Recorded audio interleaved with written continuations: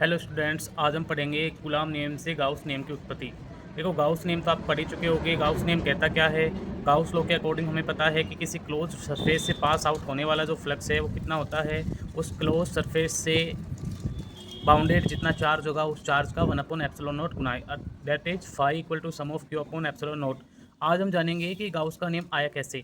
ठीक है, और गाउस के नियम को हम निकालेंगे कूलाम नियम को यूज करते हुए। देखो, गाउस नियम की कैलकुलेशन के हम सपोज कर लेते हैं कि हमारे पास में क्या है, एक क्लोज्ड सरफेस है। इस सरफेस का एरिया कितना है, ऐसे। हम ऐसा क्यों कर रहे हैं? हम ऐसा इसलिए कर रहे हैं कि हमें पता है कि गाउस लॉ जो यूज़ होता है वो किसके लिए होता है, क्लोज्ड सरफेस के लिए। सपोज कर लो इस सरफेस के सेंटर पे कोई एक चार्ज रखा है। चार्ज मैं कह रहा हूँ प्लस क्यू है। इस प्लस क्यू से मान लो कि भाई आर डिस्टेंस पे एक डी एस सरफेस एलिमेंट है। ये कंप्लीट जो क्लोज सरफेस है इसका एरिया एस है, और ये जो सरफेस एलिमेंट है इसका एरिया मान लो कितना है, डी एस है। अब हमें पता है कि सरफेस कैसी क्वांटिटी है, स्केलर क्वांटिटी है। लेकिन सरफेस एलिमेंट कैसी क्वांटिटी होती है, वेक्टर क्वांटिटी। और इसकी डायरेक्शन किधर होती है, ऑलवेज परपेंडिकुलर टू सरफेस। तो देखो, ये जो सरफेस एरिया है आपको दिख रहा होगा, इसको मैं कह रहा हूँ डी एस। ये थोड़ा झुका हुआ है तो इसकी डायरेक्शन क्या होगी, ये होगी डी एस वेक्टर। ई के कारण जो इलेक्ट्रिक फील्ड होगा, प्लस टू चार्ज के ड्यू टू जो इलेक्ट्रिक फील्ड होगा उसकी डायरेक्शन होगी आउटवर्ड। और ये जो एंगल हम मान रहे हैं ई और डी एस में कितना है, थीटा है। अब ध्यान देना, यहाँ हम एक इम्पोर्टेंट जो है चीज़ नोट करेंगे। वो चीज़ क्या है, वो डेफिनेशन क्या है? हमने 11th क्लास में पढ़ा होगा कि किसी गोले के सरफेस पर जो, अगर हम एक डी एस एलिमेंट ले ले, सरफेस एलिमेंट ले ले, तो उसके थ्रू उस गोले के सेंटर पे जो बनने वाला एंगल होता है उसको हम कहते हैं सॉलिड एंगल, और इसको हम कह रहे हैं डी ओमेगा। ये डी ओमेगा क्या है? ये सॉलिड एंगल है जो इस डी एस सरफेस एलिमेंट के ड्यू टू ये वाला जो हमारा सरफेस है जिसका एरिया एस है उसके सेंटर पर बना हुआ एंगल है। अब आपका डायग्राम एकदम रेडी है। आप कह सकते हैं, मैं आपसे कहूँ कि इस क्यू चार्ज के ड्यू टू आर डिस्टेंस पे जो इलेक्ट्रिक फील्ड होगा, तो हम कहेंगे due to charge plus Q at point, इस पॉइंट को हम पी ले ले, at point P E F I electric field intensity will be कितनी हो जाएगी, ई इक्वल टू के क्यू अपॉन आर स्क्वायर। इसको हम कह दें इक्वेशन फर्स्ट। ठीक है, यहाँ तक किसी को कोई दिक्कत होनी नहीं चाहिए। अब मैं कह दूँ, आपसे कहूँ कि ये जो डी एस सरफेस एलिमेंट्स है उससे ये electric field E equal to के Q upon r pass out हो रहा है।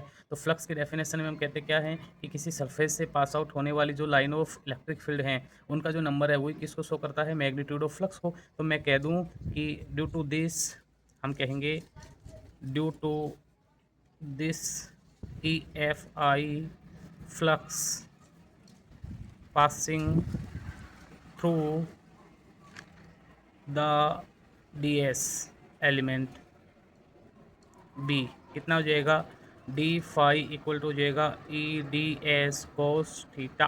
थीटा क्या है, angle between E and D S. तो डी फाई इक्वल टू हो गया ई डॉट डी एस। अब हमें जो है इस ई को यूज कर लेंगे, है ना। इसको हम कह देंगे to using equation first in second.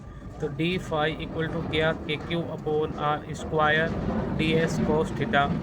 अब हमारे पास ये जो डी फाई आया है वो किससे पास आउट होने वाला फ्लक्स है, इस स्मॉल डी एस एलिमेंट से पास आउट होने वाला फ्लक्स है। मैं कहूँ इस कंप्लीट जो क्लोज सरफेस है इससे पास आउट होने वाला फ्लक्स निकालेंगे तो हम टोटल फ्लक्स के लिए क्या कर देंगे, इक्वेशन थर्ड का क्या कर देंगे, इंटीग्रेशन कर देंगे, है ना। तो हम कह देंगे for total flux passing out through the surface S. तो इंटीग्रेशन कर देंगे डी फाई इक्वल टू दोनों साइड में K Q upon R square D S cos theta. D phi का तो क्या हो गया, phi, integration K Q upon R square D S cos theta. Phi equal to हम के क्यू को रख लेते हैं बाहर, और इसको मैं कह दूँ integration D S cos theta upon R square. अब ये एक डेफिनेशन बन गई जो आपने 11th क्लास में पढ़ी होगी। डेफिनेशन भी किसकी बन गई, हम कहेंगे from definition of solid angle, from definition of solid angle we know that D omega equal to क्या होता है, डी ओमेगा इक्वल टू आपने पढ़ा होगा D S cos theta upon R square. तो डी ओमेगा हम रख दें तो फाई इक्वल टू आ गया के क्यू इंटीग्रेशन डी ओमेगा। आपने ये भी पढ़ा होगा कि सॉलिड एंगल की टोटल वैल्यू कितनी होती है, 4 पाई। तो हम कहेंगे सॉलिड एंगल डी ओमेगा आपका क्या हो जाएगा, ओमेगा, और ओमेगा की वैल्यू कितनी, 4 पाई। ये 4 पाई यहाँ रख लेते हैं। तो के क्यू डॉट 4 पाई आपको पता है के की वैल्यू कितनी 1/4πε0, ये वैल्यू यूज़ कर लो। तो 1/4πε0 क्यू डॉट 4 पाई, 4 पाई से 4 पाई कैंसिल आउट, 5 बराबर क्या मिला हमें Q/ε0। जो आपको मैंने स्टार्टिंग में बताया था यही क्या है, गाउस लॉ है। इसको हमने निकाला है यूज करके, किससे, कूलाम नियम को यूज़ करते हुए निकाला है।